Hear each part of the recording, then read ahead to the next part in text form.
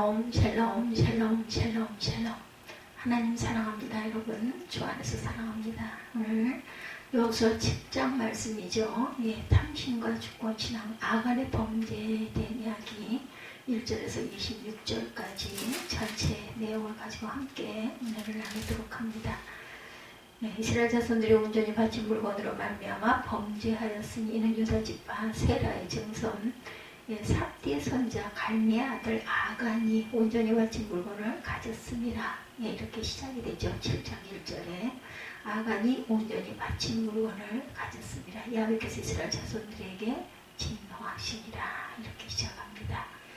예, 26절의 마지막 절에 보니 그 위에 돌무더기를 크게 쌓았더니 오늘까지 있더라. 야훼께서 그의 맹렬하신 진노를 그치시니 그러므로 그곳 이름을 오늘까지 아골 골짜기라 부르더라 이렇게 명명하고 있어요. 아골 골짜기의 유래에 대해서 말씀하고 있죠.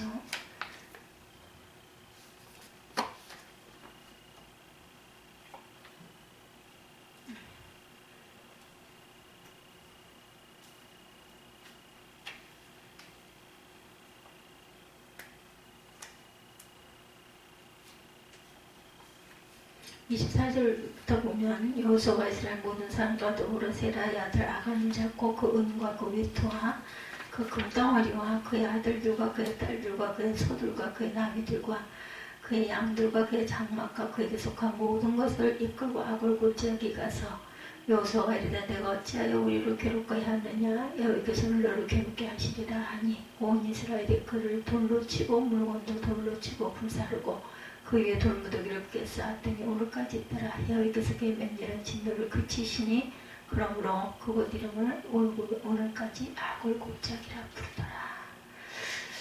예, 모든 그에 속한 것들을 아골 골짜기로 끌고 와서 그 위에 돌더미를 쌓았어요. 그래서 오늘까지 모든 것을 다 불사르고 그랬더니 오늘까지 그곳이 있더라. 야훼께서 그의 맹렬한 진노를 그치시니 그러므로 그곳 이름을 오늘까지 아골 골짜기라 부르더라. 하나님께서 성경을 통해 하신 첫 마디는 내가 창조했으니 내가 주인이다 하는 말씀입니다. 지상 구조로 대한민국 헌법 1조도 대한민국은 민주공화국이다 라고 선언이 됩니다. 첫 문장을 중심으로 모든 것을 풀어가야 한다. 하나님을 믿으면서도 자신을 주인으로 삼고 살면 수많은 문제들이 계속 꼬이도록 되어 있습니다. 사례를 보면 어느 자매가 아버지가 재혼한 이후 이복 여동생과 함께 살게 됩니다.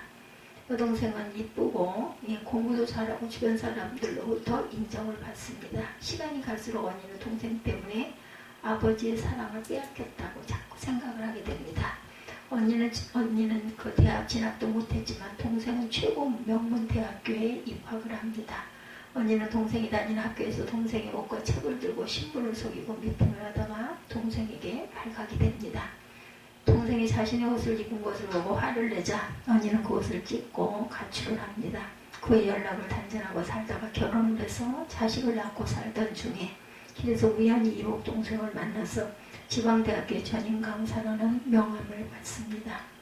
언니는 치과에 가서 치료를 받으면서 몇 차례 얼굴을 본 남성으로부터 데이트 신청을 받았어요. 그녀는 데이트를 하면서 동생에게 받은 명함을 주었고 마침내 결혼을 하고 혼인신고를 동생 이름으로 합니다. 그것을 알게 된 동생은 자신도 모르게 혼인하게 된 것을 기회로 호족상 남편의 부동산을 담보로 융자와 카드를 발급받았고 후에 언니의 남편과 불륜 관계로 발전을 하게 됩니다. 첫 번째 남편도 이 사실을 알게 됩니다. 잘못된 마음의 병은 이렇게 문제를 만들어내죠. 한번 거짓말을 계속해서 거짓말을 하도록 합니다. 하나님을 주인으로 인정하지 않고 신앙생활하면 위선에 빠집니다. 하나님을 주인으로 섬기기를 주님의 이름으로 축복합니다. 유명한 아이성 공격에 실패한 요인이 무엇이라고 생각하십니까? 그 핵심 요인이 바로 우리 실패의 요인이기도 합니다. 말씀을 통해서 하나님의 음성을 들으시기 바랍니다. 여리고성은 약속대로 무너졌어요. 정복을 하죠. 여리고성을 정복하기 전 여호수아는 너 입에서 아무 말도 내지 말아라. 외치라 하는 날에 외칠지니라 하고 백성에게 명령을 하죠. 6장 10절에 우리는 이성적으로 여자를 훈련받은 사람들입니다. 이성은 세상이 이치와 일치하기 때문에 이성적인 사람은 세상적인 관점으로 보면 훌륭합니다. 그러나 이성은 신앙과 거리가 멀 때가 많습니다. 만약에 여리성을 돌면서 말을 했다고 가정하면 이성적으로 판단한 말들을 했을 것입니다. 그 결과는 여리고성은 무너지지 않았을 것이죠. 예, 명심하시기 바랍니다. 옳은 소리가 하나님의 일을 망가뜨릴 때가 있다라는 것. 틀린 소리가 아니라 옳은 소리도 지속적으로 발설함으로 다시 광야로 돌아가야 할 상황을 만들 수 있는 것을 명심하기 바랍니다. 여리고성을 정복한 여호수아는 아이성으로 정탐꾼을 보내죠. 정탐꾼이 돌아와서 보고하기를 백성을 다 올라가게 하지 말고 2~3천 명만 올라가서 아이를 치게 하소서. 그들은 소수인이 모든 백성을 그리로 보내어 수고롭게 하지 마소서. 이게 옳은 말 같지 않아요? 여호수아는 아이성 정복을 위해서 정탐꾼의 제안대로 3,000명 정도를 파병했으나 적에게 등을 보이고 도망했고 36명이 죽음을 당합니다. 공격 실패로 인해서 백성들은 마음이 녹아 물같이 돼요. 네, 기가 꺾이죠. 여호수아는 하나님께 아이성 공격 실패로 가나안 원주민들의 자신들을 포위하고 공격할 것이고, 그렇게 되면 우리는 이름을 이을 자도 없이 세상에서 끊어질 것이고 하나님의 이름도 땅에 떨어질 것이라고 간절히 기도합니다. 하나님께서는 통곡하는 여호수아에게 이스라엘이 범죄하여 내가 그들에게 명령한 나의 언약을 어겼으며 또한 그들이 온전히 바친 물건을 가져가고 도둑질하여 속이는 것을 그들의 물건들 가운데 두었느니라 말씀합니다.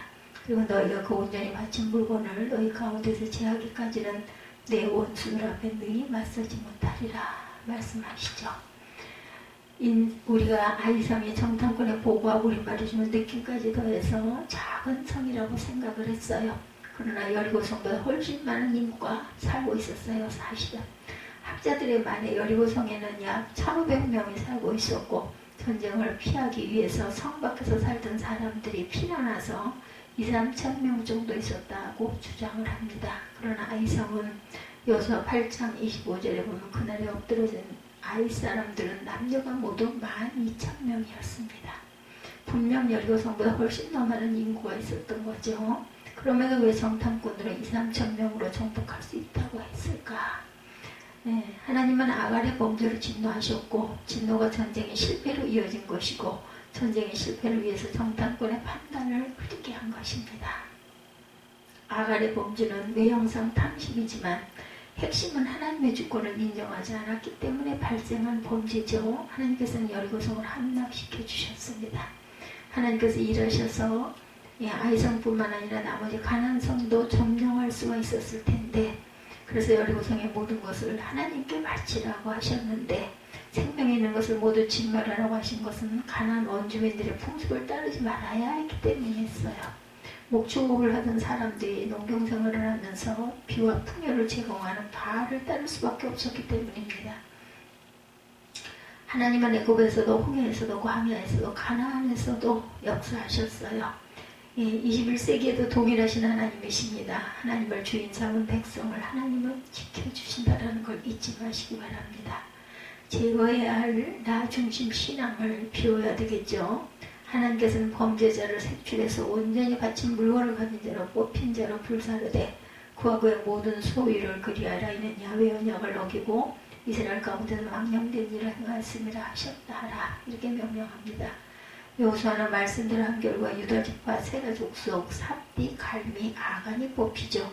여호수아는 아간에게 이스라엘의 하나님 야훼께 영광을 돌려 그 앞에 자복하고 내가 행한 일을 내게 알게 하라. 그 일을 내게 숨기지 말라고 하자 아간은 자백하고 증거로 시날산의 아름다운 외투 한 벌과 은 200세겔과 무게가 50세겔 들은 금덩어리 하나를 보고 탐내어 가졌나이다고 하면서 감춘 것을 말합니다.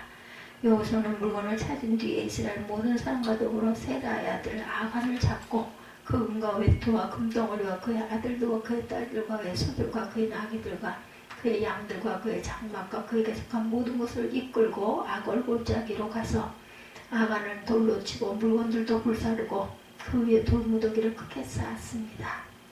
돈을 사랑하는 것을 일만하게 뿌리가 되죠.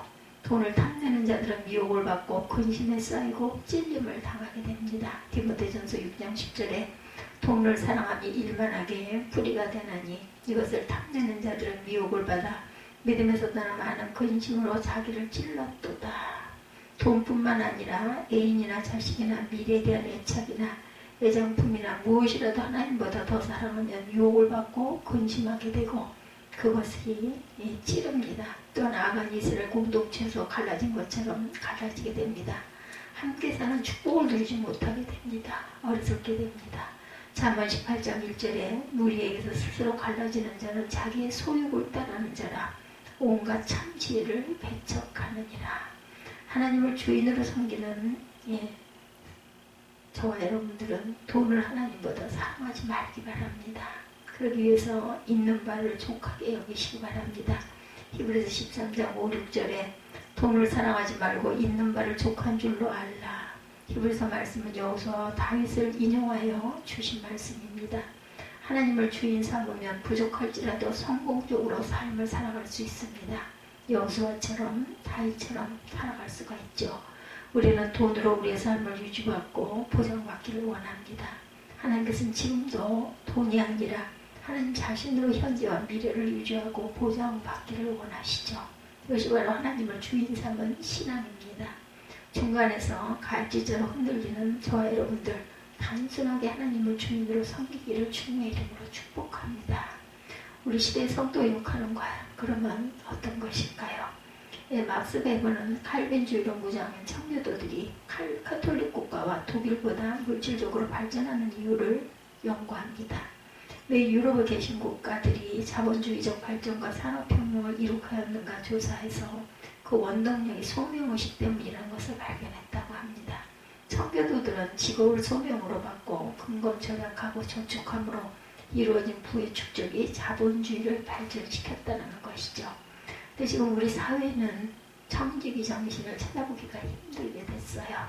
왜 돈을 벌어야 하는지에 대한 목적은 상실되고 그저 재산 축적만을 추구하게 됩니다. 자본주의는 새로운 제품을 개발하여 끝없이 소비하게 합니다. 제로섬 게임이 벌어지게 합니다.